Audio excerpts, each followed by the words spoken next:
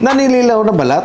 Mabutlig o nangangating balat? Sign yan ng maruming atay. Kapag marumi ang air filter sa bahay, hindi na ito nakakahibok ng alikabok o dumi, di ba? Ngayon, ang atay ay isang natural na filter ng katawan. Tinatanggal nito ang toxins mula sa pagkain, inumin at gamot. Isipin mo, kung tulad ng air filter, mapuno ito ng dumi, bumabagal ang function nito at unti-unting naapektuhan ang buong katawan mo. Ano ba ang signs ng maruming atay? Una, laging pagod at matamlay dahil hindi maayos ang pag-filter ng atay mo. Naiipon ang toxins sa dugo na nagpapabagal ng energy mo. Pangalawa, naninilaw o nangangating balat. Kapag overloaded ang atay, hindi nalilinisan ang dugo kaya nagre-reflect ito sa balat. Pangatlo, madalas na bloated o mabagal ang digestion. Once na stressed ang atay mo, naapektuhan din ang bile production na tumutulong sa pagtunaw ng pagkain. Panghuli,